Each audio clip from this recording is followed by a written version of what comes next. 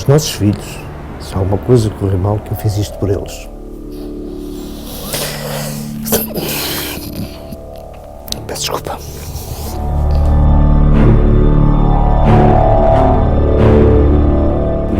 Nada foi igual até hoje, não é? Tudo se modificou. Foi talvez das experiências mais fantásticas e dos dias mais felizes da minha vida. Ao dizer sim, contem comigo, eu senti-me pela primeira vez livre. Depois de tudo isso que me aconteceu, posso morrer feliz. Não perdoo aos fascistas terem feito com que no 25 de Abril não se estivesse aqui concretamente.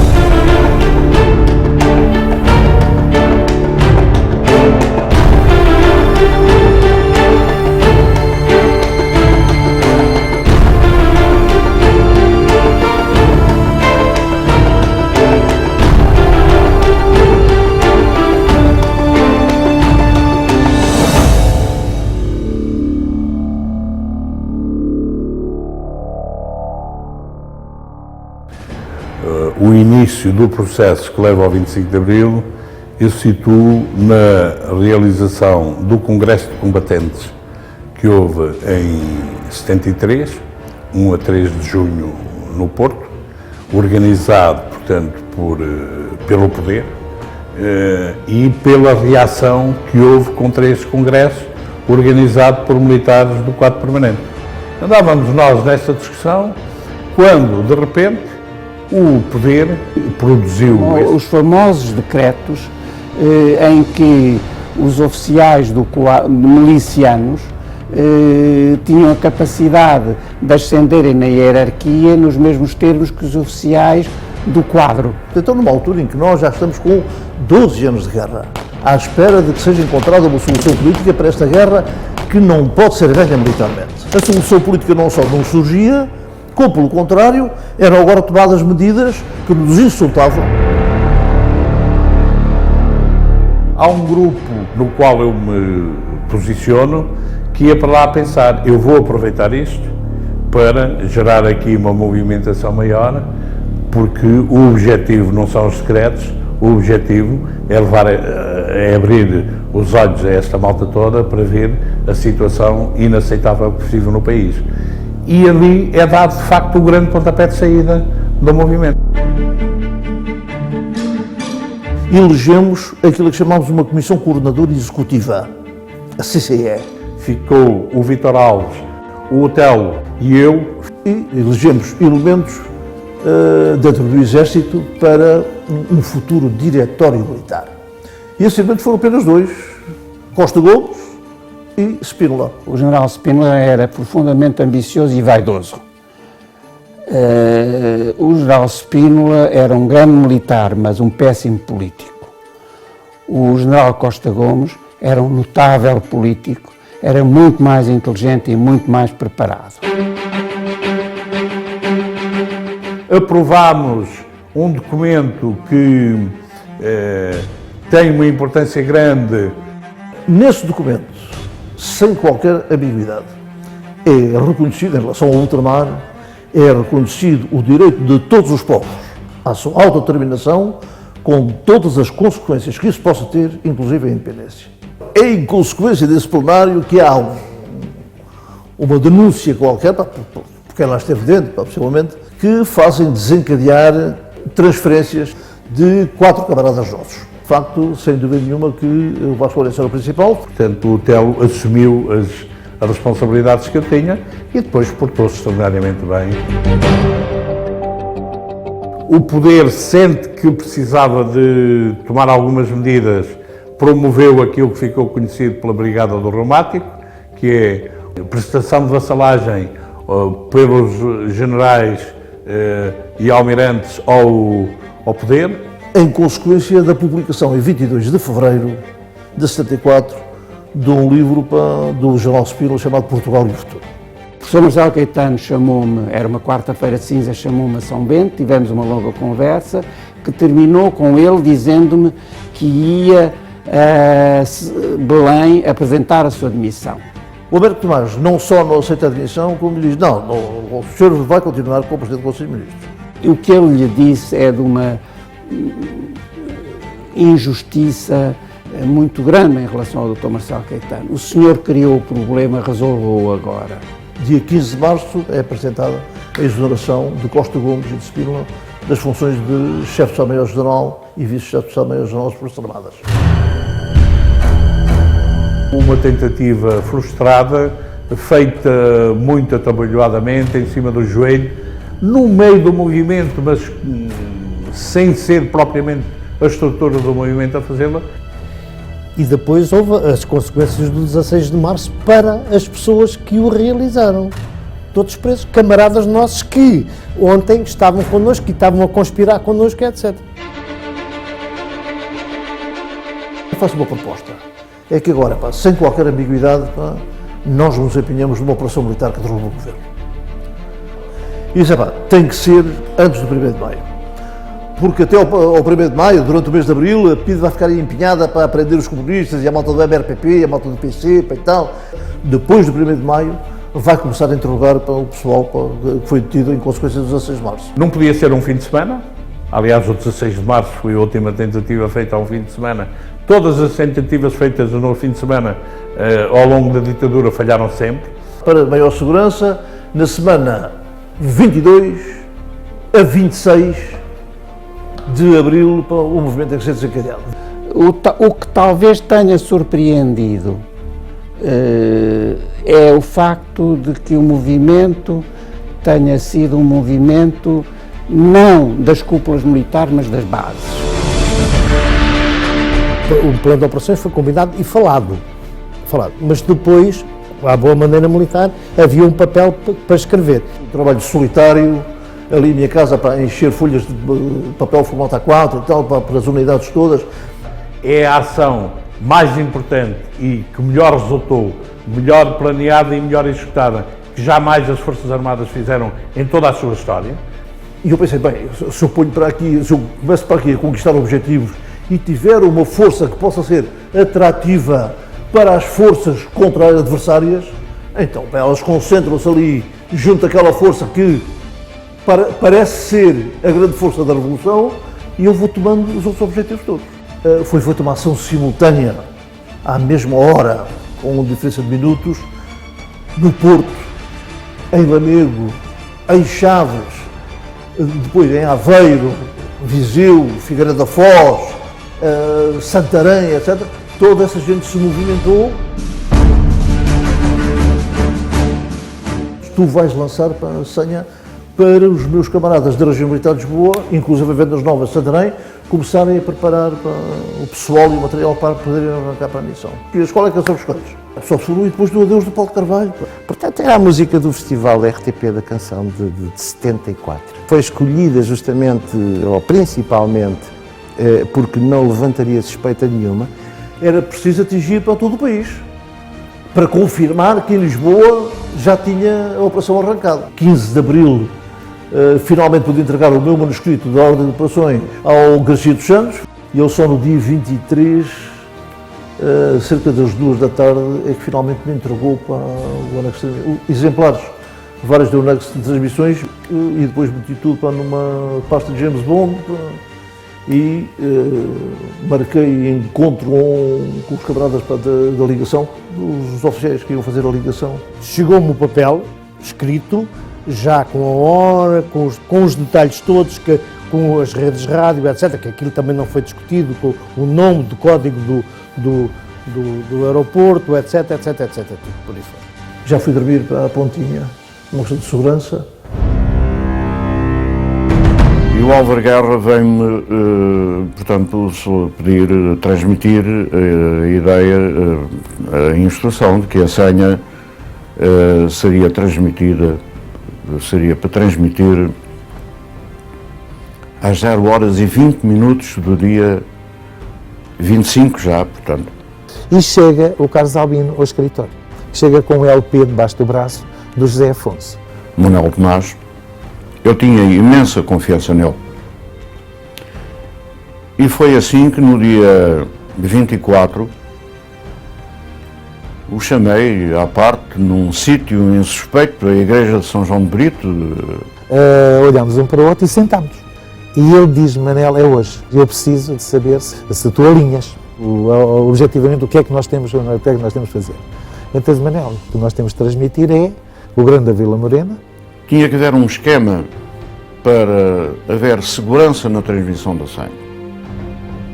E, portanto, só podia ser gravado. Então, vamos gravar então uma rubrica de poesia. Começamos com o Grândola. Eu vou ligar o Leite Vasconcelos para ele estar às 7 horas na Rádio Renascença e eu agora, durante a tarde, enquanto tu vais tratar dos textos, dos poemas, eu faço a sonorização, portanto, desses 2 poemas, convoco o Leite Vasconcelos, encontramos às 7 da tarde na Renascença, acabámos aquilo, eu pego na bobina, com, enfim, as bobinas de rádio, de fita de arrasto, e fico com a bobina. O Telo, como eu combinei com ele, enviou-me um telegrama: Tia Aurora segue os Estados Unidos da América, 25.03, um abraço para António. Eu jantei em casa e às 9 horas despedi-me da minha mulher e vim para o quartel. À espera que tocasse depois do adeus. Quis saber quem sou, o que faço aqui, quem me abandonou. E eu pensei, pronto, então isto aqui está garantido, pronto, agora a região de Lisboa está a agitar, está a mexer, as unidades, agora só falta a confirmação. Aí é que foi o meu medo. O medo do imprevisto. À meia-noite e 19 e pouco, eu fiz sinal ao Paulo Coelho que meia-noite e 20 tinha que entrar. Mas ele lançou uma faixa para ler uma publicidade. E começa aí eu a olhar para o relógio e ele, calma, e eu da central fazia-lhe sinal. Bom, meia-noite e 20 e 10 segundos, e 15 segundos. Hoje 19 segundos, eu arranco por e simplesmente com a bobina. Grândola, Vila Morena, terra da fraternidade. O povo é quem mais ordena dentro de ti, ó cidade. Grândola Vila Morena confirma a todos os meus camaradas de norte a sul que na região militar de Lisboa as unidades se movimentaram já estão a ocupar objetivos. Estava a preparar as notícias, precisamente, neste caso, que iria ler às 4 horas. E, portanto, há um momento que entram os militares no Rádio Clube Português. E o capitão Santos Coelho disse-me de uma forma muito lacónica, muito sintética, era um movimento militar para derrubar o regime.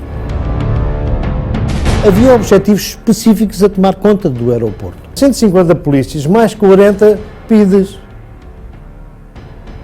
armados. E não era de canivete, eram de pistolas e pistolas metralhadoras e espingarda. Claro que foi-lhes dito que nós estávamos ali porque tínhamos notícias que havia um ataque terrorista, nessa altura estava muito na moda, um ataque terrorista aos aeroportos, e eles ficaram indecisos quando deram para elas, já não podiam fazer nada. Os objetivos principais que estavam no plano de operações estão todos topados. E quando se põe, enfim, a necessidade de ler o comunicado, é-me perguntado a mim se eu quero ler o comunicado pelo capitão Santos Coelho, e eu digo que sim. Aqui, posto de comando do movimento das Forças Armadas. As Forças Armadas portuguesas... Estou à procura de posse passar de um para o outro, que aí a meio, ou quase no fim, do primeiro comunicado do MSA. Esperamos sinceramente que a gravidade da hora que vivemos não... Eu dava passadas de um momento para o outro, tipo uma fera enjaulada, é nosso, é deles, é nosso, é deles, e de repente ouço isto, bem, e dei por mim aos saltos, que nem um doidinho, sozinho, a gritar, já ganhámos, já ganhámos, já ganhámos. Eu estava em casa, estava com o meu irmão António, e estávamos a ouvir música, estávamos a ouvir os Doors, o Riders on the Storm. Por qualquer razão, o meu irmão ligou o rádio, e no momento em que o meu irmão ligou o rádio... Sinal de classe médica, esperando a sua ocorrência aos hospitais... Eu, na altura, trabalhava no jornal O Século, fui a correr para o jornal, não é? Eu fui acordado às 4 da manhã. às 4 da manhã pelo diretor da então emissora nacional, que me disse que era a Revolução. O Garcia dos Santos tinha conseguido montar oficialmente, por proposta dele, uma linha telefónica direta da Escola Prática de Transmissões e Sapadores para o posto de comando da Pontinha. E essa linha direta era importante porquê? Porque era na Escola Prática de Transmissões e Sapadores que se fazia a escuta de todas as redes ministeriais, inclusive com o ultramar. Às 5 e pouco da manhã, o Silva Paes telefona para a casa do Marcelo Caetano, que morava em Alvalade, e diz: Sr. Presidente e tal, temos aqui um problema gravíssimo, pá, a Revolução está na rua, pá, há tropas na rua, pá, eu vou para o Monsanto outra vez, porque ele no 16 de março tinha lá estado. Não, eles já conhecem o Monsanto, é melhor não, Vossa Excelência vá para o Comando-Geral da GNR, pá, que aí está seguro e tal. E se alguém o levou para lá, eu não me custa acreditar que não tenha sido uma forma de precisamente impedirem que ele pudesse manobrar de uma forma distinta.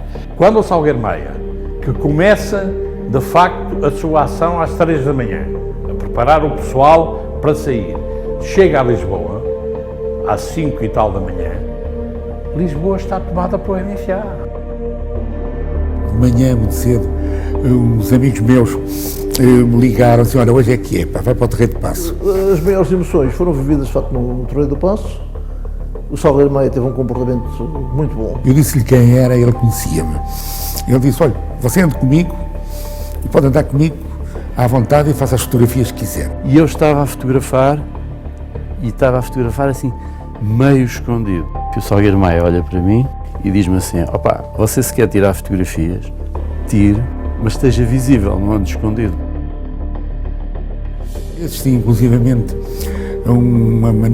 uma altura muito complexa em que os homens de Cavalaria 7 ouviram ordem para disparar contra nós. Os soldados começaram, do lado lá, a recusar disparar. E então veio o Major Pato Anselmo negociar com o Salgueiro Maia, então fazer uma proposta ao Pato Anselmo. O senhor ou der ao movimento ou rende-se. E ele teve muita dignidade, nem me rendo, nem adiro ao movimento. Se quiserem, prendam-me. O poder formalmente foi entregue no Carmo, mas foi ali que caiu. O Salgueiro Maia assume o comando através da coluna com que veio para Santarém e vai fazer cerco ao Comando-Geral da GNR.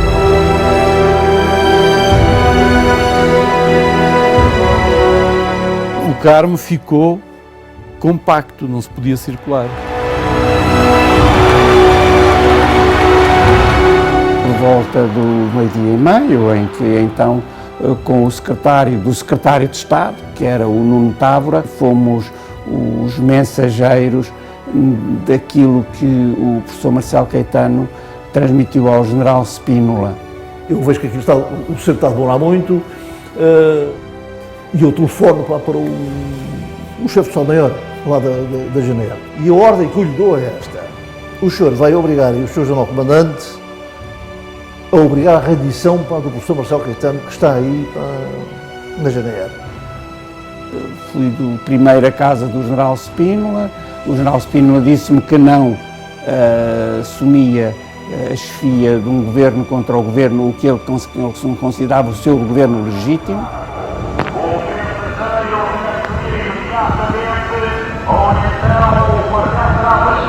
Dispararam várias rajadas de metralhadora para as paredes do quartel. O Marcelo Pato foi para o jornal, para a casa do jornal, a dizer-lhe que se rendia e a pedir ao jornal para ir ao quartel da GNR no Carmo, porque não queria que o poder caísse na rua se rendesse a um capitão. E eu fiquei com essa atravessada, caramba, porque eu tinha intenção de Maia, ou perigo do Marcelo Caetano na rendição.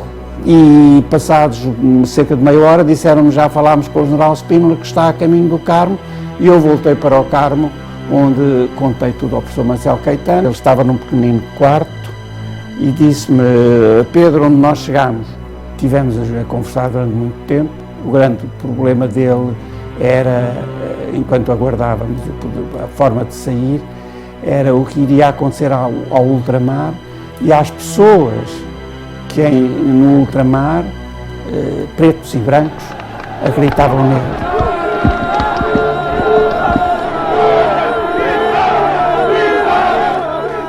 Spínola depois contactou já no lado do campo com o Salgueiro Maia, recebi essa indicação, o professor Marcelo Caetano vai para o posto de comando, os ministros.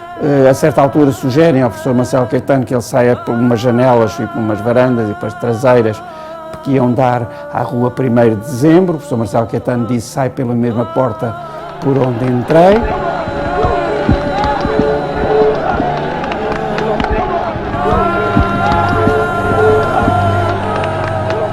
O professor Marcelo Caetano desceu as escadas, em cada degrau da escada estava um soldado da GNR com o capacete de aço e as lágrimas a correrem-lhes pela cara abaixo, a apresentar armas, e ele entrou dentro do Chaimite, fez-me um sinal e disse: meu Deus, Pedro, até quando Deus quiser.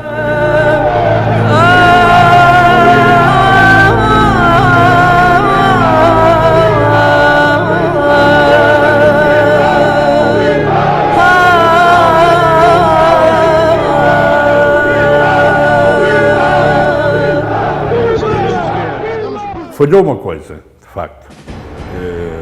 Houve 2 ou 3 unidades que não tiveram a capacidade suficiente para dominar as unidades. O Forte Caxias não é tomado, era uma das companhias que tomava o Forte Caxias, e outra companhia era precisamente para António Maria Cardoso. Um grupo de jovens, na maioria mais velhos do que eu, com uma enorme bandeira portuguesa, gritando essencialmente a palavra de ordem que se ouvia mais era liberdade, liberdade, liberdade, em frente ao Teatro de São Luís. A polícia estava ali entrincheirada, sem qualquer explicação.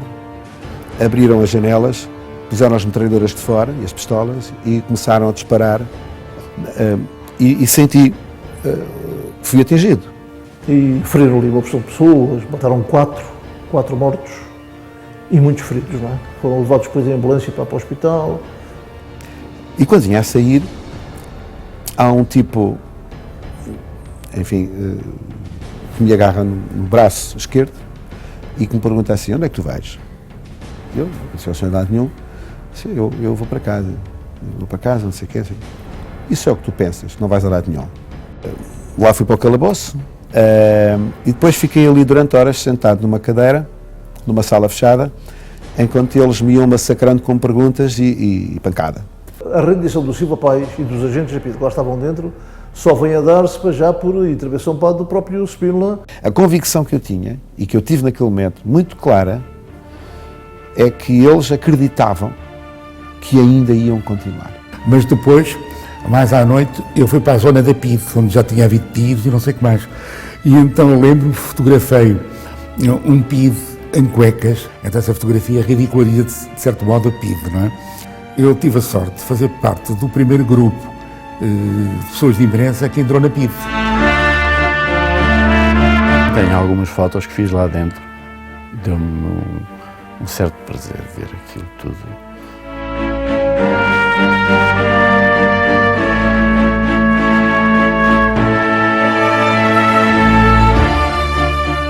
O Spínola põe outra vez em questão a questão do ultramar. Que foi extraordinariamente grave que tivesse que ser alterado o que estava previsto no nosso programa e, portanto, e que não permitiu uma paz imediata. No entanto, se a descolonização tivesse sido feita de outra forma, teríamos evitado milhares de mortos. Nós preparámos tudo muito bem, mas não preparámos bem ao dia seguinte. E ficámos numa situação quase do estilo de que daquela história que se conta, de que o exército, tendo conquistado a cidade, depois, não sabendo o que fazer à cidade, decidiu devolvê-la ao rei. Eu fiquei no posto de mando até à 1 da tarde, cerca de 1 da tarde, dia 26, 1h30, e nessa altura não estava ninguém no posto de mando. Então toda a gente tinha saído para ir ver a Revolução. Roubei as granadas que estavam ali espalhadas pelas mesas do posto de comando, roubei aquilo tudo e tal. Apaguei a luz e fechei a porta e vim-me embora.